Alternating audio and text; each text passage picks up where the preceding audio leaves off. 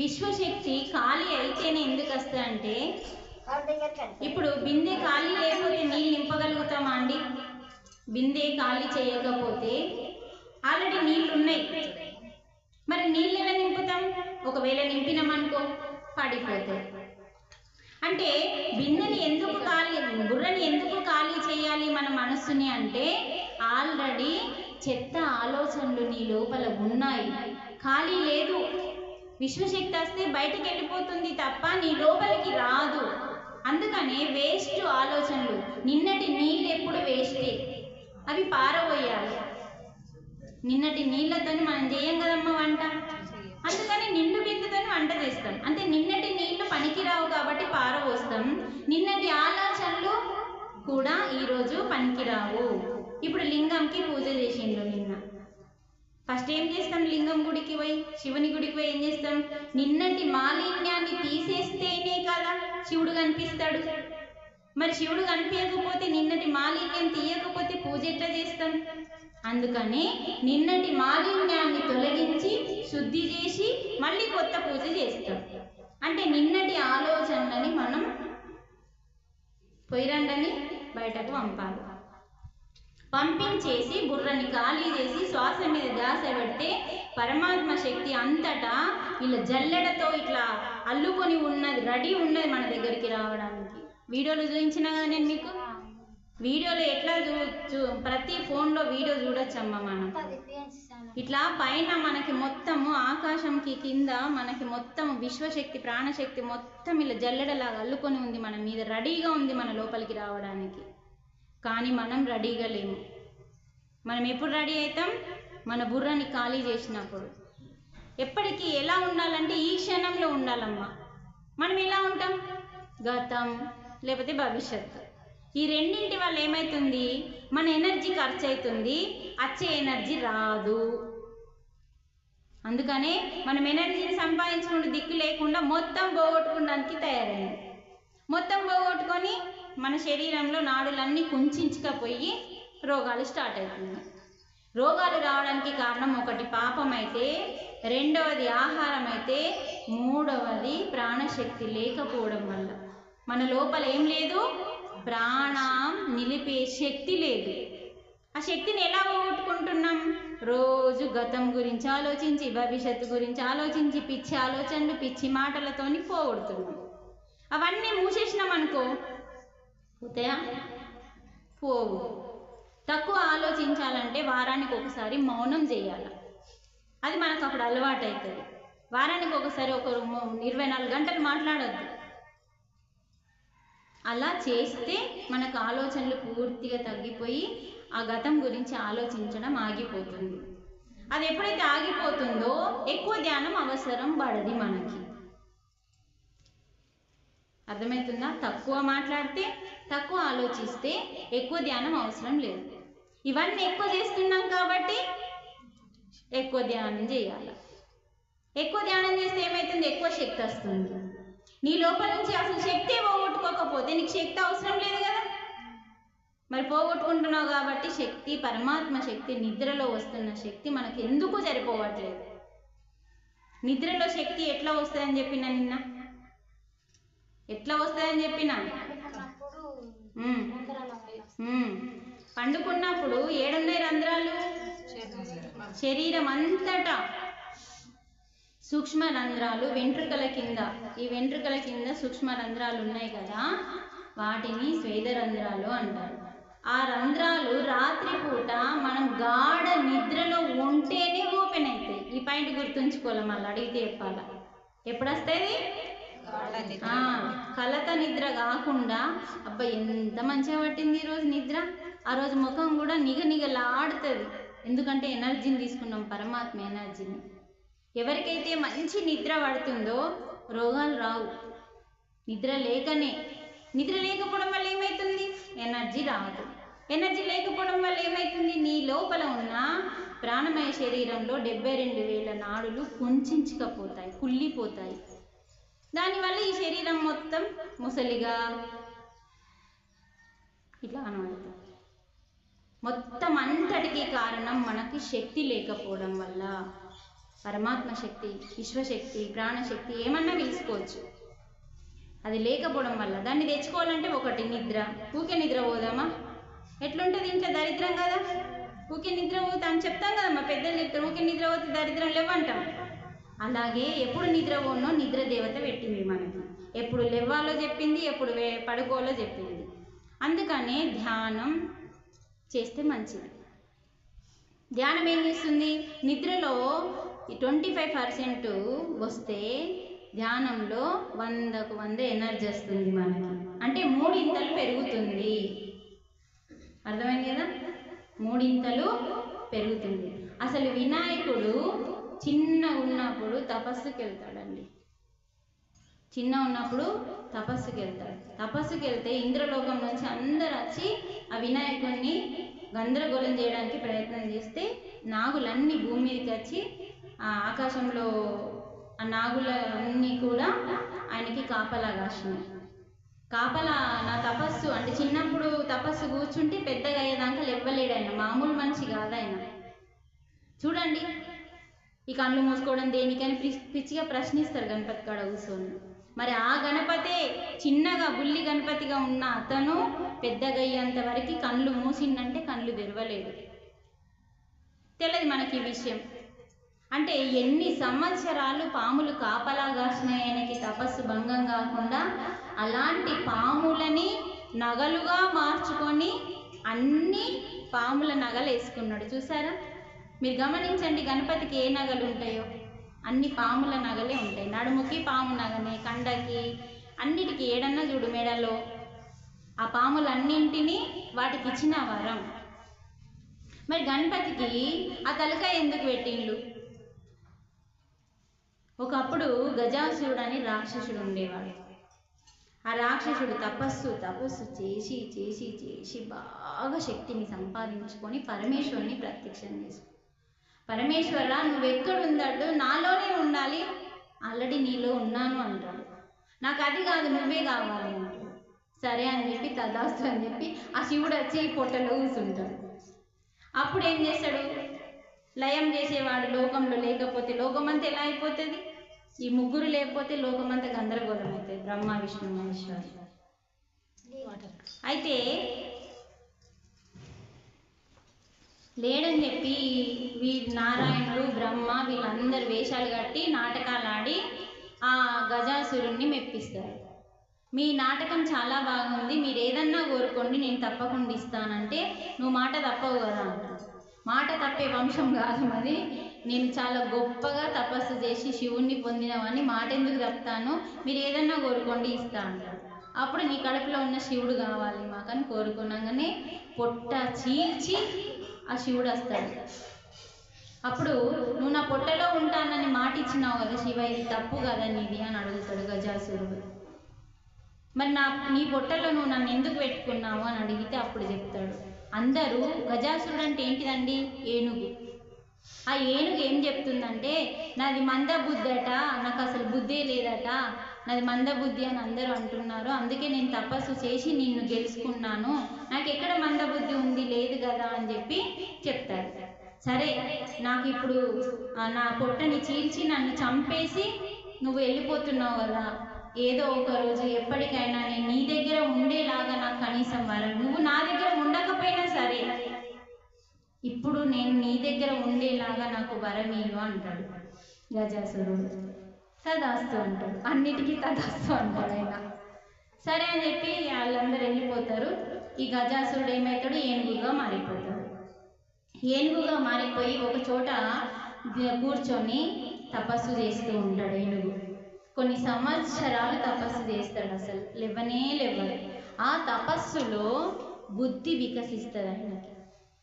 ఆ ఏనుగుకి బుద్ధి వికసిస్తారు. అప్పుడు మాట ఇచ్చింది కదా, ఎప్పుడు నేను నీ దగ్గరే ఉండాలి, నీ సన్నిధిలోనే ఉండాలంటే తదాస్తు అన్నాడు కదా. మరి ఆ వినాయకుడిని తలకాయని ఎందుకు తీసేసిందంటే అమ్మ పార్వతీమాత వినాయకుడిని ఎలా తయారు చేసింది? మైలతో, పసుపుతో కాదు. మనం ఇప్పుడు నలుగు పిండి పెట్టుకుంటాం కదా, శరీరానికి నలుగు పిండి పెట్టుకుంటాం కదా స్నానం చేసేటప్పుడు. ఆ నలుగు పిండిని ఇలా మొత్తం పూసుకుంటే ఏమవుతుంది? మైల వెళ్తుంది కదా, మన శరీరం నుంచి వెళ్ళే మైల. ఆ మైలలో ఈమె మమకారాన్ని ఎక్కువ కలిపి పిండి ముద్దగా తయారు చేసింది. మమకారము అహంకారము రెండు పనికిరావు. తల్లి తప్ప వేరే వేదం లేదైనకి. ఈ మైల ఏంటిది? మైల గలీజే కదండి, మాట్లాడట్లేదు. మైల తీసేయాలి కదా పాడేలా, ఆ మైలతో చేసిందండి. అందుకని ఆ నెత్తిలో ఏముందంటే మొత్తం అహంకారం నిండింది. తల్లి మీద మమకారం, నెత్తిలో మొత్తం అహంకారం నిండి ఉన్నది. అందుకనే అప్పుడు ఏం చేసిండు? కైలాసానికి వస్తాడు. శివునికే మనకు గుర్తుండదు, ఆయన నా కొడుకే పార్వతి చేసిందని అన్నీ తెలుస్తాయి కదా ఆయనకి. కానీ అక్కడ ఎంత చెప్పినా ఆయన వినడు.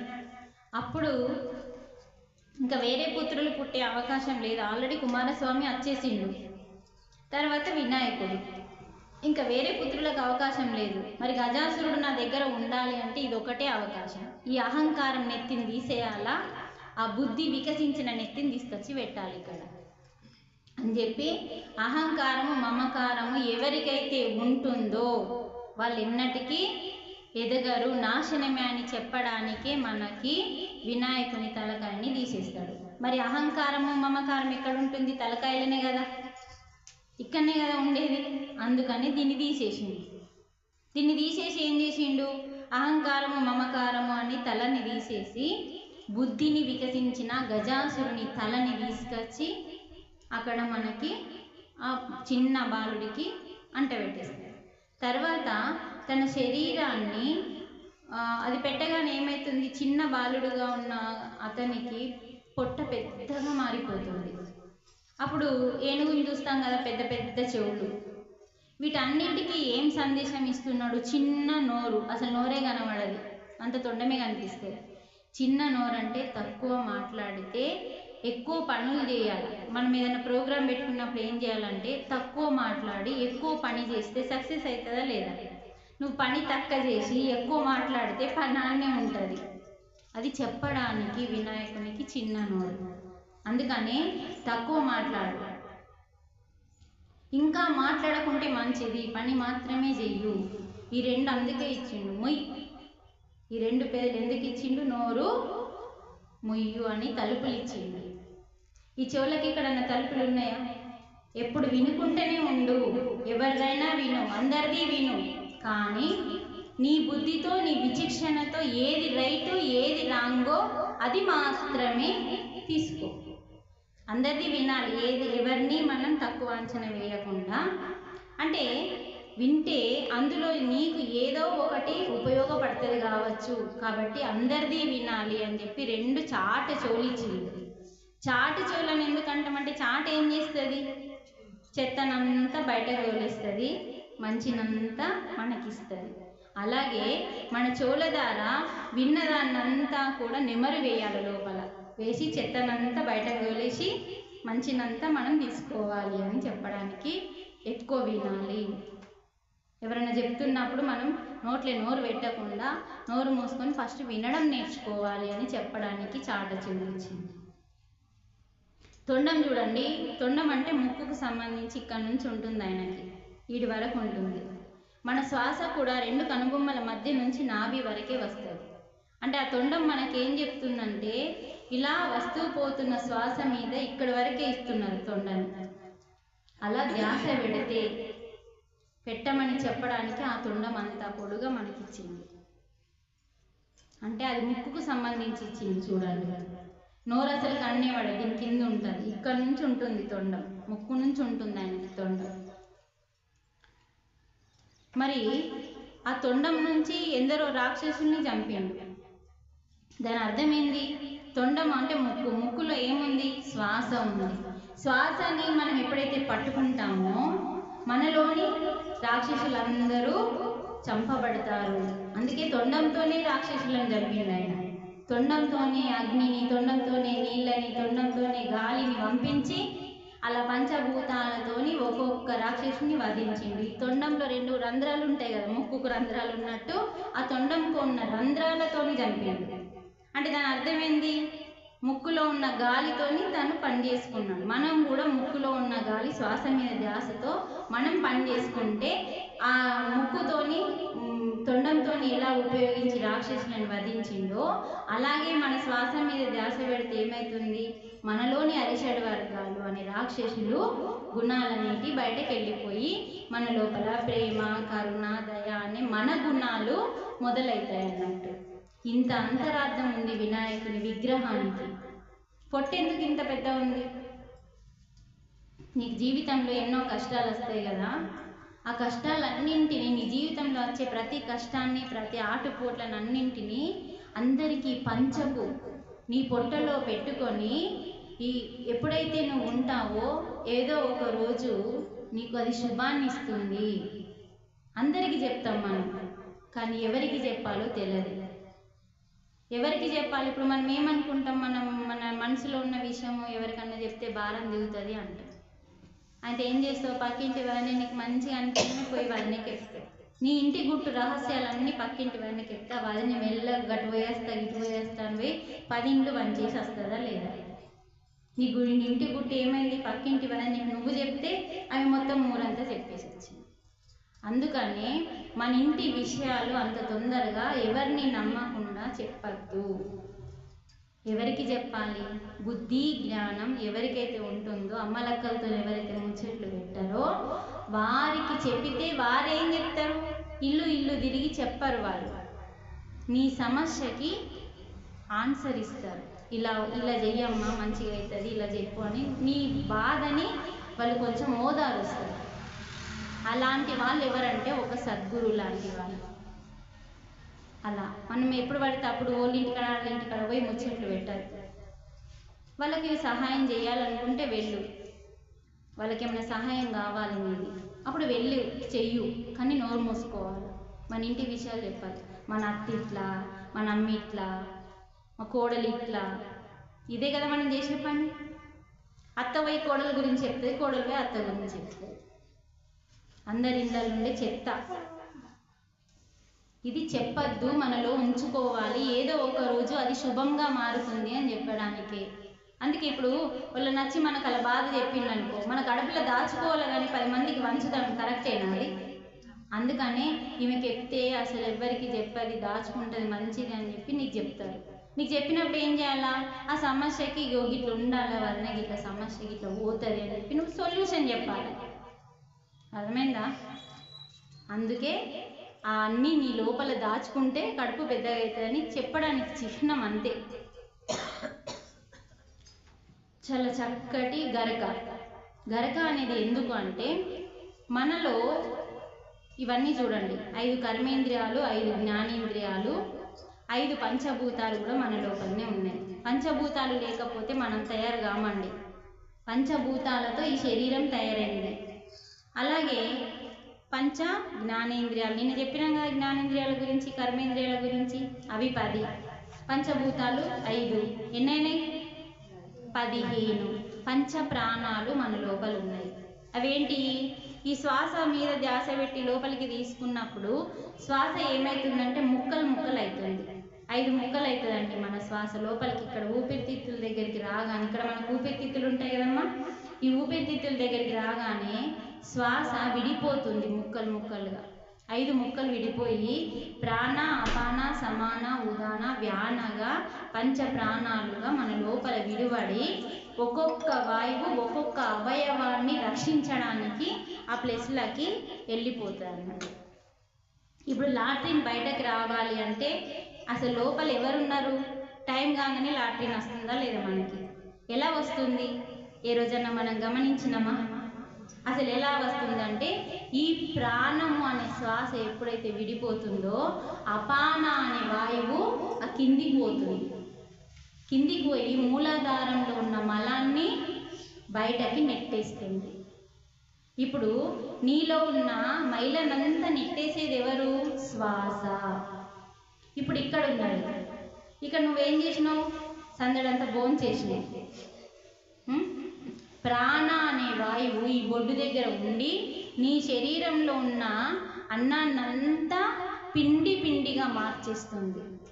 ప్రాణ అనే వాయువు చూడండి, అంటే మన లోపల పంచ ప్రాణాలు కూడా ఉన్నాయి అంటాం కదా. అబ్బా నువ్వంటే నా పంచ ప్రాణాలే, నువ్వేదో విషయం చెప్పాక పంచ ప్రాణాలు ఎగిరిపోయినాయి అంటారు. చెప్తామా లేదు ఒక విషయం, ఎవరన్నా సడన్గా షాక్ న్యూస్ చెప్పిందని, ఏంది అదేం చెప్పుడే నా పంచ ప్రాణాలు ఎగిరిపోయినాయి నువ్వు అట్లా చెప్తే అంటావు. ఆ పంచ ప్రాణాలు పోతే నువ్వు పని చేయవు. ఆ పంచ ప్రాణాలని ఎప్పటికప్పుడు మనం సరిగ్గా పనిచేసేలాగా ఉండాలి అంటే శ్వాస మీద ధ్యాస ఉంటూనే ఉండాలి. మళ్ళీ పంచ ప్రాణాలు మళ్ళీ ముక్కలవుతాయి, మళ్ళీ 5 ముక్కలవుతాయి. 5 ముక్కలయ్యి మళ్ళీ నాగ, కూర్మ, కురుకుల, ఇవ, ధనుంజయ, దత్తాత్రేయ అని మళ్ళీ 5 ముక్కలవుతాయి. తుమ్ముకు, ఆయిలింపులకి, హార్ట్ బీట్ కొట్టుకోవడానికి, హార్ట్ కొట్టుకోవడానికి కారణం కూడా శ్వాసే. మన శరీరంలో ఇవన్నీ జరగడానికి కారణం మన శ్వాస. మరి శ్వాసలో ఏముంది? ప్రాణశక్తి ఉంది. చూడండి ఎంత సబ్జెక్టు మన లోపల ఉంది, కానీ మనకి ఏం తెలియదు. అంటే పంచ ప్రాణాలు, పంచభూతాలు, 5 కర్మేంద్రియాలు, 5 జ్ఞానేంద్రియాలు, 20 మనస్సు 21. 21 సోపాచారాలు చేస్తారు. ఎవరికి? వినాయకుడికి. అంటే ఇక్కడ ఏం చెప్తున్నాడు? ఏవో తీసుకొచ్చి 21 పెట్టడం కాదు. 21 పత్రీలు ఉన్నాయి తెలుసా మీకు? గరకతో పాటు హిమాలయాలలో దొరికే, మనం దిష్టి కడతాం చూడండి ఇంటికి, ఒక దిష్టికాయ దొరుకుతుంది తెలుసా? స్టెప్స్ ఉంటాయి కట్టేలాగా. ఇప్పుడు ఇంటికి ఆ రాక్షసుంది కాకుండా దిష్టికాయ వస్తుంది, ఒకటి శంకు, ఒక నల్లదారము, ఇట్లా వేడాలు వేసి కడతా చూడు, దానికి ఒకటి కట్టేది ఉంటుంది. అది హిమాలయాల్లో మాత్రమే దొరుకుతుంది. మేము హిమాలయాలలోకి వెళ్ళినప్పుడు బోలెనని తీసుకొచ్చినాం. అది ఇంటికి దిష్టిని కానివ్వదు, అది ఎక్కిస్తారు ఆయనకి. అలా 21 పత్రిని, జాపత్రి అంటాం చూడు, చామంతి చెట్టులాగా ఒక గడ్డి పెరుగుతుంది, అది ఎక్కిస్తారు. గరక ఎక్కిస్తారు, పత్రి అసలు ఆయనకి ఎక్కించంది ఏది లేదు. 21 పత్రిని ఎక్కిస్తారు. ఆ 21 పత్రిని సోపాచారం అంటే ఒక్కొక్క పత్రికి ఒక్కొక్క ఆచారం అనేది ఉంటుంది ఆయనకి. అవన్నీ మనము అవి ఎక్కియడం కాదు దాని అర్థము. మన కర్మేంద్రియాలని, మన జ్ఞానేంద్రియాలని, మన పంచభూతాల, మన శరీరాన్ని, పంచ ప్రాణాలని, మనస్సుని, ఈ 21ని ఆ భగవంతునికి సమర్పించి ఆయన ముందట కళ్ళు మూసుకొని మనలో ఉన్న 21 వాటిని సమర్పించడమే ఆ సోపాచారాలు అని చెప్పింది. మనం ఏం లేదమ్మా, వినాయకుని విగ్రహం పెట్టుకుంటే ఆయన ముందర కూర్చొని ధ్యానంలో కూర్చొని మన జ్ఞానేంద్రియాలన్నింటినీ మూసేసుకొని కర్మేంద్రియాలను మూసుకొని పూర్తి ఏకాగ్రతతో శ్వాస మీద ధ్యాస పెట్టి ఆయన సన్నిధిలో కూర్చోవడమే 21 సోపాచారాలు పెట్టడం అన్నట్టు. అర్థమైందా? మనం ఏం చేస్తామా మనం అది? కానీ ఎక్కడో బయట పుట్టిన గడ్డి లాంటి వాటిని తీసుకొచ్చి పెడుతున్నాం. మరి గరక విషయం ఏంది అంటే, ఒకసారి అలాసురుడు, ఆయన పేరు గుర్తుంచుకోండి. మళ్ళీ గరక ఎందుకు పెడతారు అంటే మనం చెప్పాలా. అలా అంటే ఇప్పుడు మనం అలలు వచ్చినాయి అంటాం కదా సముద్రంలో, అట్లయితే మీకు గుర్తొస్తుంది. అలా అనే అసురుడు తపస్సు చేస్తాడు బ్రహ్మ కోసం. చేసి బ్రహ్మని ప్రత్యక్షం చేసుకొని ఆయన ఏంటంటే మొత్తం ఒక అగ్నిలాగా రగులుతూ ఉంటాడు. నా దగ్గరికి ఎవరైనా వస్తే చాలు వాళ్ళు భస్మం అయిపోవాలా, ఆ కోరిక కోరుకున్నాడు. తదాస్తు అన్నాడు బ్రహ్మదేవుడు. ఆయన ఎప్పుడు ఎలా ఉంటాడు? మొత్తం పైనుంచి కింది దాకా అగ్నిలానే రగులుతూ ఉంటాడు. ఒక మనిషి పోయినా, ఒక ఋషి పోయినా, ఒక యోగి పోయినా, ఎవరన్నా పోని బూడిదైపోతారు. అంటే ఆయనను చంపడానికి ఎవరైనా పోతే చాలు అల్లి బూడిదైపోవాల్సిందే అని అలా వరం కోరుకున్నాడు అలాసురుడు. ఇంకేమైంది? అందరినీ చంపేస్తున్నాడు. అందరినీ చంపేస్తే బ్రహ్మ వరమిచ్చిన బ్రహ్మని కూడా లెక్క చేయలేడు. అప్పుడు వినాయకునికి కోపం వచ్చి యుద్ధం చేస్తాడు అలాసురునితో యుద్ధం చేస్తే చావడు, అగ్నితోని రగులుతూ ఉంటాడు. అప్పుడు ఆది పరాశక్తి కొడుకు కదైనా, అందుకని ఆ అగ్ని కంటే ఎక్కువ అగ్ని ఆది పరాశక్తి దగ్గర ఉంటుంది కదా. అప్పుడు ఆ వినాయకుడు ఏం చేసిందంటే అలాసురుణ్ణి మింగేసింది. అలాసురుని మింగేస్తే ఆ మంట భరించడు ఆయన. ఈ కడుపులో మంట మంట మంట, నీళ్లు పోస్తారు, చల్లటి పదార్థాలు ఇస్తారు, మన అశ్విని దేవతలు వచ్చి ఆయుర్వేద మందులు ఇస్తారు. ఎవరు వచ్చినా సుఖ ఆ మంట అనేది తగ్గదు. అప్పుడు కపిల ముని అని ఒక ఋషి వచ్చి గరకను తీసుకొచ్చి 21 గరకలు ఎంచి తీసుకొచ్చి ఆ గరకని తినిపిస్తాడు వినాయకునితోని. ఆ గరకతోని అప్పుడు ఆ చల్లబడతాడు. ఆయనకి ఇష్టమని కాదండి పెట్టేది. ఆ గరక వల్ల మనకేం జరుగుతుంది తెలపడానికి అక్కడ గరకను తిన్నాడు. అంటే మీలో ఉన్న మంటని ఆ గరక అనే ఆయుర్వేదము తింటే మన లోపల చల్లదనం ఏర్పడుతుంది. ఆ చల్లదనంతో ప్రశాంతంగా ఉంటాము మనమని చెప్పడానికే గరకను తిని చూపించింది. ఆయనకి ఇష్టం ఒకటి ఉంటుంది, ఒకటి ఉండదు అనేది లేదు, అన్నీ ఇష్టమే. భగవంతుడు కదా, ఆయననే ఈ సృష్టిలో గరకను పుట్టించిండు, గడ్డిని పుట్టించిండు, చెట్లను పుట్టించిండు, పండ్లను పుట్టించిండు, అన్నింటిని. ఆయనకి ఏమేమి సమర్పిస్తున్నామో అవి ఫస్ట్ ఆయన ఇస్తేనే మళ్ళీ మనం ఆయనకి ఇస్తున్నాం. ఆయన ప్రాణంతో ఉండి ఇచ్చిండు, మనం ప్రాణం లేని బొమ్మకి ఇస్తున్నాం. ప్రాణం లేని బొమ్మ అక్కడ ఉంటే ప్రాణం ఉన్న వినాయకుడు మూలాధారంలో మళ్ళీ విసర్జన దగ్గర ఉన్నాడు. మన దగ్గర మూలంలో ఉన్నాడు. మన మూలం ఎక్కడుంది? మూలాధారంలో. మళ్ళీ విసర్జన రంధ్రమే ఆయన స్థానం. అక్కడికి వెళ్ళాలి మనం ప్రతిరోజు. అప్పుడే వినాయకుని పూజ స్పష్టంగా జరిగినట్టు. వినాయకుడిని ఎత్తుకొని వినాయక నిమజ్జనం రోజు మట్టి బొమ్మను ఎందుకు చేయమని చెప్పిందంటే, ఇప్పుడు వినాయకుని పూజ రోజు ఇప్పుడు మట్టికి, ఇప్పుడు మనం ధ్యానం చేసేటప్పుడు కింద కూర్చోవద్దు, పూజ చేసేటప్పుడు కింద కూర్చోవద్దు, ఒక చాప వేసుకోవాలని ఎందుకు చెప్తారంటే భూమికి ఆకర్షణ శక్తి ఉంటుంది. ఇప్పుడు భూమి మీద, ఇప్పుడు ఇక్కడ పిరమిడ్ కట్టిండు అనుకోండి, ఆకిట్లా భూమి మీద కట్టిండు, పైన కాకుండా భూమి మీద కట్టిండు అనుకోండి. అయితే పిరమిడ్లో ఎటువంటి రోగాలు ఉన్న వాళ్ళు వచ్చి ధ్యానం చేసినా తగ్గుతాయి. అయితే తగ్గి ఏం చేస్తారంటే ఆ భూమాత తీసుకుంటుంది. ఆ పిరమిడ్లో ఉండనివ్వకుండా ఆ రోగాల యొక్క నెగిటివ్ ఎనర్జీని భూమాత ఆకర్షిస్తుంది. అంటే భూమికి ఏముంది? ఆకర్షణ శక్తి ఉంది.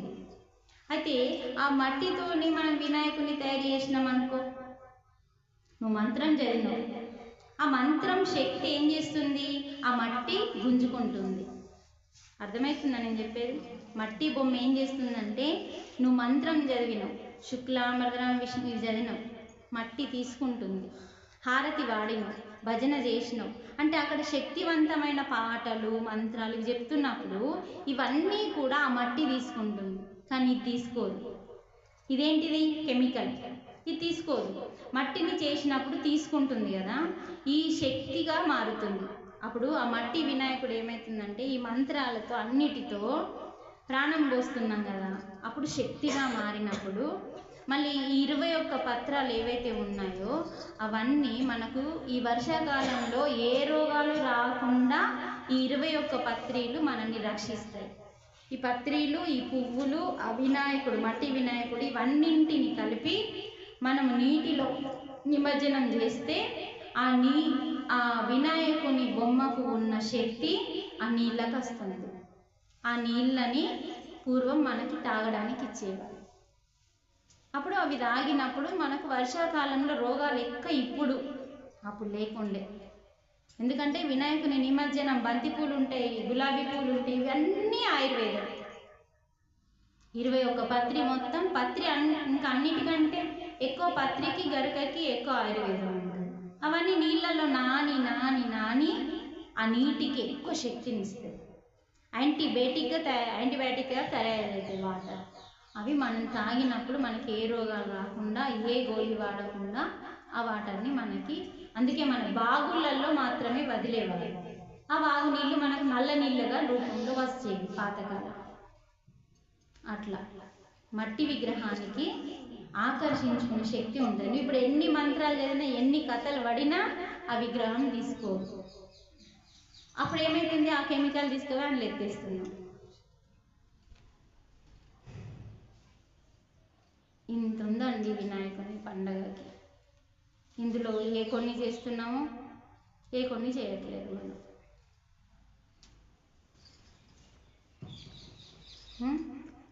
అప్పుడు మనలోని 9 రంధ్రాలని ఎప్పుడైతే మూసేసుకుంటామో అందరికంటే పైన ఉన్న బ్రహ్మ, ఈ బ్రహ్మాండాన్ని నడిపించే ఏకైక పరమాత్మ దేవుడు ఒక్కోడే కదా, ఆ దేవుని రంధ్రమే బ్రహ్మరంధ్రము ఈ తలపై భాగంలో ఉంది. అది మాడ మీద ఉంటుంది. ఇక్కడ ఈ 9 రంధ్రాలను మనం మూసేస్తే ఆ 10వ రంధ్రం ఓపెన్ అవుతుంది. దాని పేరే ధ్యానము. చూడండి, మరి ఈ 10వ రంధ్రం తెలుసుకున్నప్పుడు ఏమవుతుంది అంటే మన మెదడులో ఉన్న నాడులన్నీ, మెదడంతా కూడా మనకి ఇక్కడ ఒక నాడి ఉంటుందండి. ఇక్కడ ఒకటి సుషుమ్న నాడి, అన్ని నాడుల కంటే గొప్ప నాడి సుషుమ్న నాడి. ఇది 2 కనుబొమ్మల మధ్యలో నుంచి ఒక తీగలాగా, ఇక్కడ నుంచి ఇలా తీగలాగా ఈ వెనక వరకు ఉంటుందండి. ఇది ఎప్పుడైతే యాక్టివేషన్ అవుతుందో మన లోపల అనేకమైన జ్ఞాపక శక్తి, ఏకాగ్రత అనేది 2 మనకి ఈ నాడి వల్ల కలుగుతాయి. అందుకే ధ్యానం చేస్తే జ్ఞాపక శక్తి, ఏకాగ్రత పిల్లలకి వస్తుంది, చెయ్యాలా అని చెప్తారు. ఈ నాడి మనకి ఓపెన్ చేసుకోవాలి ధ్యానం ద్వారా. అర్థమవుతుందా? సబ్జెక్ట్ ఎక్కువైతుందా? ఏం తెలియని విషయాలన్నీ పిసోళ్ళు అయిపోతున్నారు పాపం, షాక్ అవుతున్నారు. మేడం క్లాసులు అప్పుడప్పుడు పెట్టుకుంటేనేమో వినొస్తుంది. ఇప్పుడే ఫస్ట్ పెట్టుకునేసరికి 3 రోజులు కదా. ఫస్ట్ వచ్చినప్పుడు మీరు ఎవరు లేరు, ఓ 10 మందో 15 మందో ఉండే. అప్పుడు మంచి వీడియో కూడా చూపించిన లోపల, అప్పుడు కూడా బాగా మంది ఉండే. వీడియో చూడాలి తప్పకుండా. అందుకని మనం ఇప్పుడు చక్కగా వినాయకుని గురించి మొత్తం తెలుసుకున్నాము. వినాయకుడి విగ్రహం కాదు, ఒక మార్గదర్శకుడు మన జీవితానికి. వినాయకుడు అంటే ఏదో మనం బ్యాండ్ పెట్టుకొని కళ్ళు తాగి పూజలు చేసి పిస ఎగిరి నిమజ్జనం చేయడం కాదు. వినాయకుడిని మనం ఎంత చక్కగా ఈరోజు మనం వివరించుకున్నాము. ఆయన ఎందుకు జన్మ తీసుకున్నాడంటే మనలోని అరిషడ్ వర్గాలని, రాక్షసులని సంహరించడానికి. అందరూ ఒక్కొక్క రాక్షసుని సంహరిస్తే వినాయకుడు 6 రాక్షసులను సంహరించింది. చూడండి, అందుకనే అప్పుడు ఏం చెప్పిందంటే సంహరించినాక కామము అనే ఒక రాక్షసుడు అడుగుతాడు వినాయకుడిని, అందరినీ చంపుతున్నావు, నన్ను చంపకు అంటాడు. ఎందుకు అంటే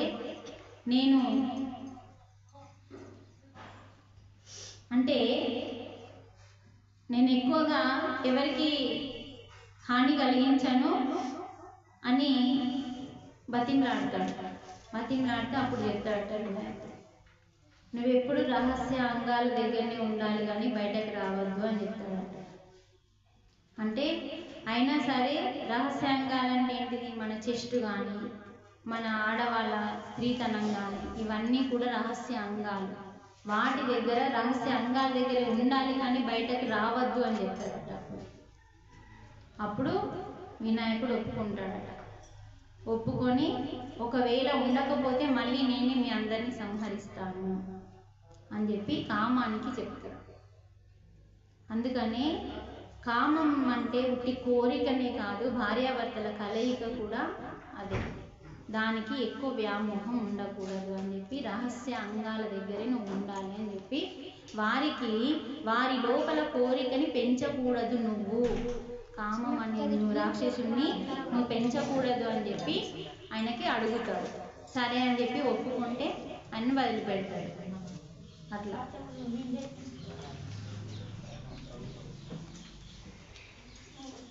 ఇంకేమన్నా శ్లోకాలు తెలుసుకుందాం ఇప్పుడు మనం భగవద్గీత.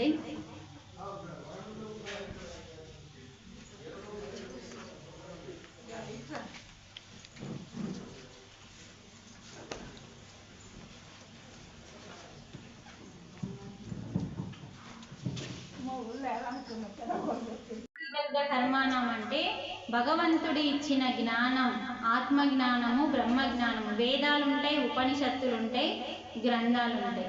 వీటిని మనం ఆత్మజ్ఞానము అంటాం.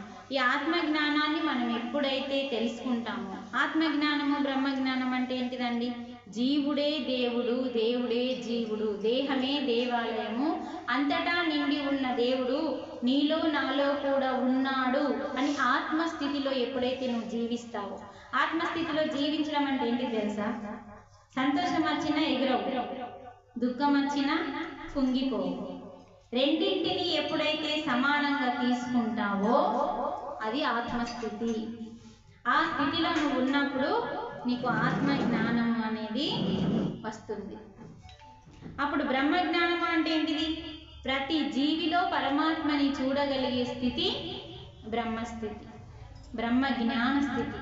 అంటే కోడిలో, మేకలో, చిన్న పురుగులో కూడా పరమాత్మని, ఇందులో కూడా పరమాత్మ. అందుకే యోగులు ఏం చేస్తారంటే, తేలు చనిపోతుంది, అది కుడుతుంది ముట్టుకుంటే అని కూడా తెలిసి తేలు నీళ్ళలో పడి కొట్టుకపోతుంటే కూడా ఆ తేలు ముట్టుకుంటే కుడుతుందని తెలిసి ఆ తేలుని రక్షిస్తారు. అది రక్షించినప్పుడు అలా కొడుతుంది, అది కుట్టినప్పుడు అహహానంగా జారి కింద పడిపోతుంది. అట్లా వాళ్ళు ఏం చెప్తున్నారంటే, అక్కడ ఆ యొక్క తేలులో కూడా మనం ఎప్పుడైతే పరమాత్మని చూడగలుగుతామో దాని ధర్మాన్ని పాటిస్తుంది. అది వెంకటేశ్వరుని మహాత్మ్యంలో కూడా బావాజీ అనే ఒక ముస్లిం యోగి బావాజీగా భూమి మీదకి వస్తాడు. వచ్చినప్పుడు అదే పని చేస్తాడు. వెంకటేశ్వర మహాత్మ్యంలో శ్రీ వెంకటేశ్వరుడు స్వయంగా ఆయనకి దర్శనమిచ్చి ఆయనతో పాచికలాడిండు బావాజీతో. ఆయన సమాధి గుట్టపైన ఉంటుంది. అయితే ఆయన ఇలా నీళ్ళల్లో నుంచి తేలుని తీస్తూ ఉంటాడు. కుడతదయ్యా, ఎందుకు తీస్తున్నావు అంటాడు. కుట్టడం దానికి ధర్మం అని నువ్వే పెట్టినావు కదా, కుట్టకపోతే అది అధర్మం అవుతుంది, కుట్టడమే ధర్మము, కాపాడడం నా ధర్మము అని చెప్పి తీస్తాడు. తీసినప్పుడు అలా కుడతాడు, ఓహో అనగా మళ్ళీ నీళ్ళలో పడుతుంది. అట్లా 2-3 సార్లు తీస్తాడు. అంటే మనం ప్రతి జీవిలో కాపాడకపోయినా, ఒకవేళ మనం కాపాడకపోయినా కూడా కనీసం మనం వాటికి హాని కలిగించకుండా అయినా ఉండగలగాలి. అర్థమవుతుందా? ఏ జీవికి కూడా నువ్వు హాని కలిగించకూడదు.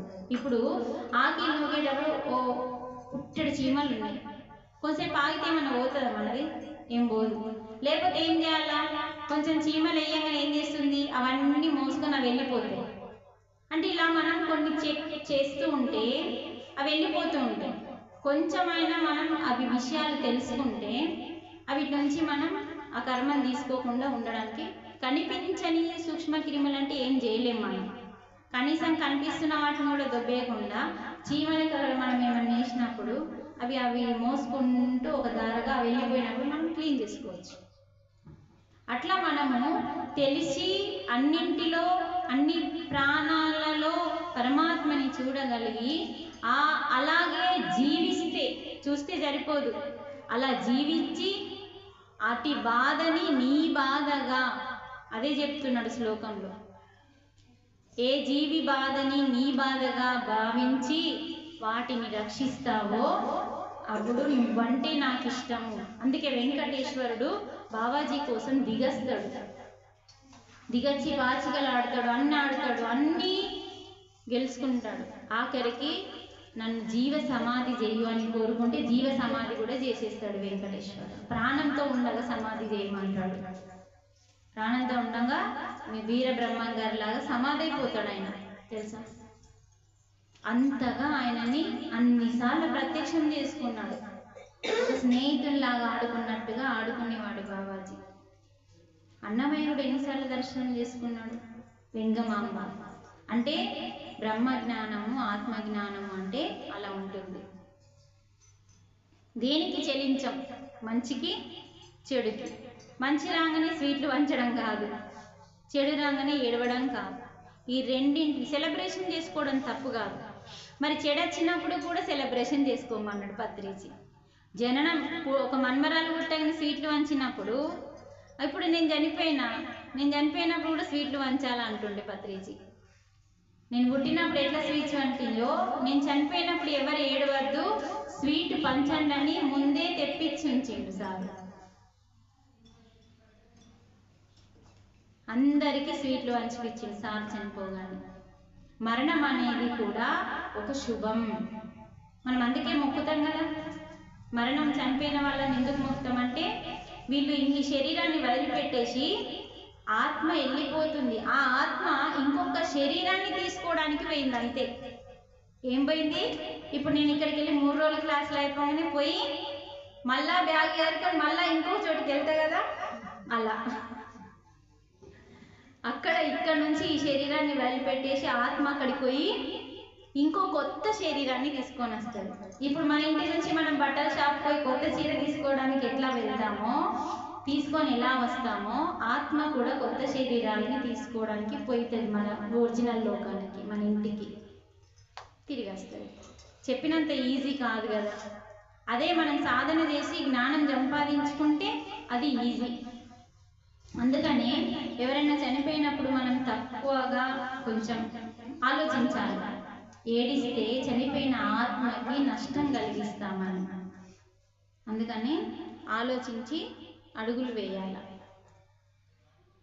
అలా చనిపోయేట లోపల మనం జ్ఞానం తీసుకుంటే, మనం చనిపోయే లోపల కూడా మనం జ్ఞానం తీసుకుంటే, నిన్న చెప్పాను కదా భాగవతంలోని కథ, పుట్టినన్ని రోజులు 10 మంది బిడ్డల్ని కానీ మొత్తం అరాచకాలు చేసినోడు చివరికి చనిపోయేటప్పుడు ఒక 100,000 సార్లు నారాయణ నారాయణ నారాయణ అని కొడుకుని పిలిస్తే స్వయంగా వైకుంఠం నుంచి వచ్చి తీసుకువెళ్ళింది.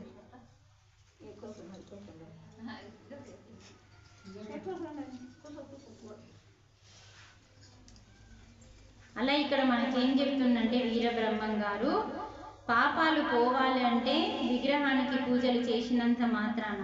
మరి విగ్రహాలు పూజలు దేనికోసం అంటే మనస్సుని నిగ్రహించుకోవడానికి. అంటే చంచలంగా పరిగెత్తుతుంది కదా మనసు.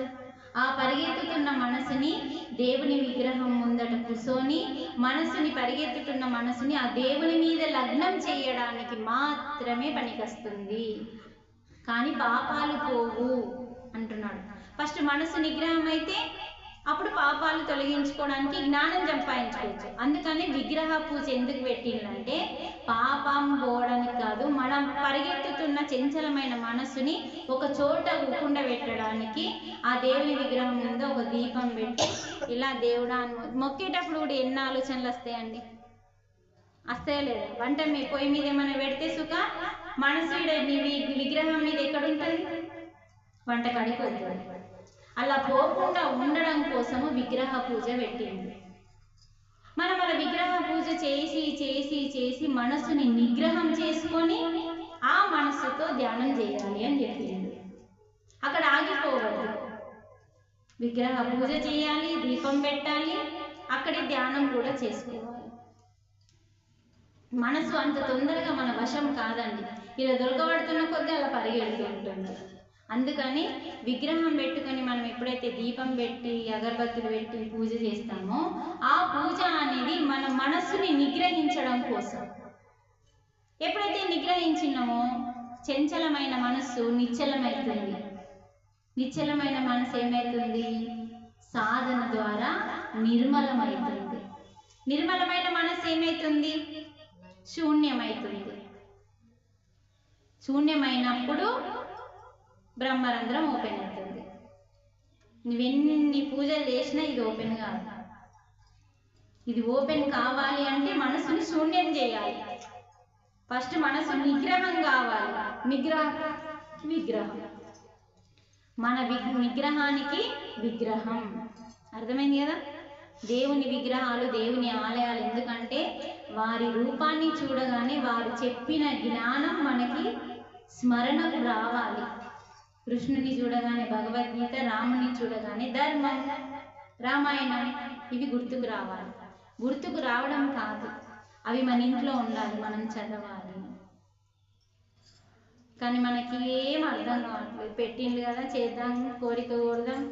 కోరిక అసలు తీరుతుందో తీరదో కూడా తెలియదు, కానీ కోరుడు ఒకటి తెలుసు. కానీ ఎందుకు ఆలయం, ఎందుకు విగ్రహం? నిగ్రహం కోసం. నిగ్రహం లేదు మన దగ్గర. అలా మనము పూజలు చేసినంత మాత్రాన పాపాలు పోవు. మనస్సుని ఏం చేయమంటున్నాడు వీరబ్రహ్మం గారు? విగ్రహ పూజ కేవలం నిగ్రహం కోసమే మాత్రమే ఉపయోగపడుతుంది. మనసుని నిలిపిన చోట జనన మరణ చక్రం నుంచి తప్పించుకుంటావు అంటున్నాడు. చూడండి, మనసుని ఎప్పుడైతే నిలుపుతావో, నిలపడం అంటే ఏంటిది? లేకుండా చేసుకోవడం. మనసుని నిలపడం అంటే నీ దగ్గర బంధించడం. ఎప్పుడైతే నీ మనసు నీ దగ్గర బందీగా ఉంటుందో నువ్వేం చెప్తే అది వింటుంది. మన పిల్లల్లాగా అది కూడా. మన పిల్లలు కొంచెం వంకరతో పట్టిందనుకో, తీసుకొచ్చి ఏం చేస్తాం? ఫస్ట్ మాటలతో చెప్పి చూస్తాం. వినకపోతే నలుగు వీక్తాం. అప్పుడు సీదకొచ్చి మనం ఎట్లా చెప్తే అట్లా వింటాడు కదా. అలా అన్నట్టు మనసు కూడా. అలా మనం పిల్లల్ని ఎలా ఒక తోవకు తీసుకొస్తామో మన శ్వాస మీద ధ్యాస ద్వారా మనస్సుని మనం ఒక తోవకు తీసుకొస్తాం. అప్పుడు మనకి ఈ జననము మరణము అనే ఒక చక్రం ఉంటుంది, ఇలా కాలచక్రం. ఈ చక్రం నుంచి మనం బయటకు వస్తామన్నట్టు. ఆ బయటకు రావడమే మోక్షం, పరమాత్మని చేరుకోవడం. పరమాత్మని చేరుకున్న తర్వాత ఈ భూలోకానికి రావాల్సిన అవసరం లేకుండా ఉన్నత లోకాలు ఎన్నో ఉన్నాయి పైన. అప్పుడు అక్కడికి వెళ్తాం. దీని తర్వాత ఇది భూలోకం. తర్వాత నెక్స్ట్ భువర్లోకం. భువర్లోకం అంటే ఏంటిది? ఇక్కడ మనం పని చేస్తేనే భూ వస్తుంది. అక్కడ నువ్వు పులిస్తే భూ వస్తుంది. నువ్వు ఇటు రా అనగానే వస్తుంది, అన్న పో అనగానే పోతుంది. నీకేం కావాలో అది బోర్ కొట్టదా చెప్పండి? ఎన్ని సంవత్సరాలు అట్లా? ఇక్కడ మనం కర్మ చేస్తే తప్ప బట్టలు రావు, భోజనం రాదు, ఏది రాదు కర్మ చేయకపోతే. ఇది కర్మ భూమి, మాయా భూమి, మాయాలోకం. ఇది డేంజర్.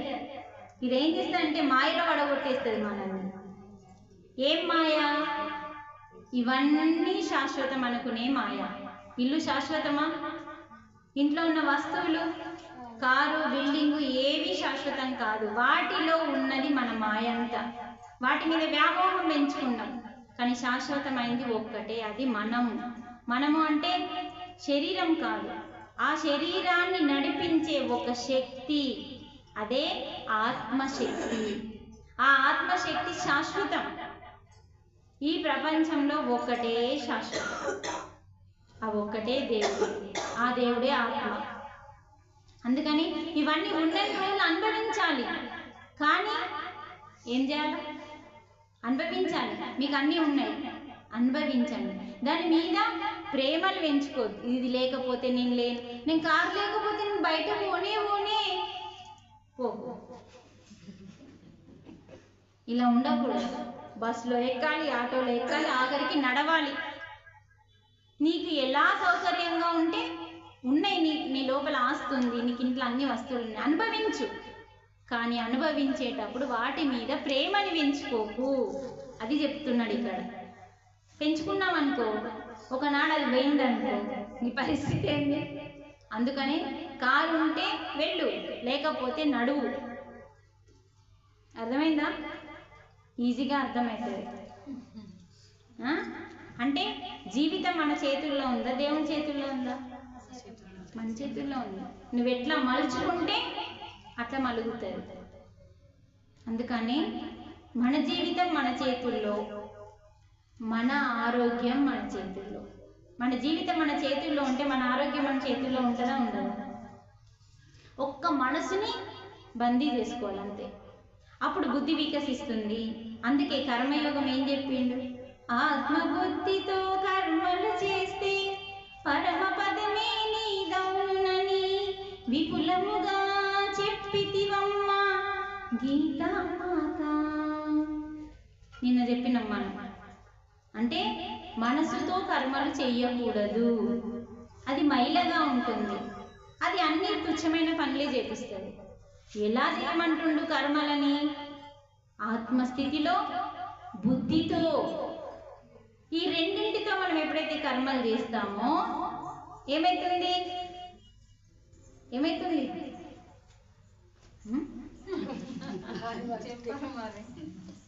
చెప్పలేదా? చెప్పినా లేదా బేట? ఆత్మతో బుద్ధితో కర్మలు చేస్తే పరమ పదమే నీదవును నేను చెప్పలేదా?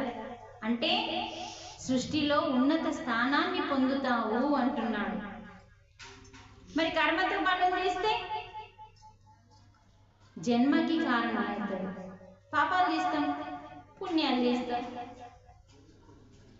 పాపాలు పుణ్యాలు వద్దు అంటున్నాడు అన్నమయ్య. అందుకనే ఏం చేయమంటుండు? సత్కర్మలు. ఏ కర్మ చేయు ఆ కర్మ ఫలితాన్ని ఆశించకుండా మర్చిపోవడమే సత్కర్మ. అర్థమైందా? కర్మలు చేయు కానీ ఆశించదు. ఆత్మకర్మలు చెయ్యు. మళ్ళా ఏ కర్మలు? ఆత్మకర్మలు చెయ్యు కానీ ఆశించకుండా చేసే కర్మనే సత్కర్మలు. వాటిని మోక్ష కర్మలు అంటారు. కర్మ పేరు ఆత్మకర్మ. ఒకటి పాపకర్మ, రెండోది పుణ్యకర్మ, మూడోది ఆత్మకర్మ. మరి పుణ్యకర్మ చేసినా జననం వస్తుంది. ఎందుకంటే దాని యొక్క పుణ్యం మనం అనుభవించాలి కదా, భోగం అంటాం దాన్ని. మంచి భర్త దొరికిండు, ఫుల్ ఆస్తి దొరికింది, దాని పేరేంది? భోగం. ఈ భోగం ఎందుకు వచ్చింది నీకు? గత జన్మలు నువ్వు పుణ్యం చేసినావు, అందుకే మళ్ళీ జన్మ వచ్చింది. పోనీ భోగం వచ్చింది, ఆ భోగం అనుభవించేటప్పుడు నీకు ఎంత అహంకారం వస్తుంది? ఆ అహంకారంలో ఏం చేస్తాం? మళ్ళీ పాపం చేస్తాం. మళ్ళీ ఏమైపోయింది? పైకి ఎక్కిన నువ్వు కిందికి పడిపోతున్నావు. అందుకని అన్నమయ్య తెగదు పాపము తీరదు పుణ్యము నగి నగి నీ పని నాటకము అన్నాడు.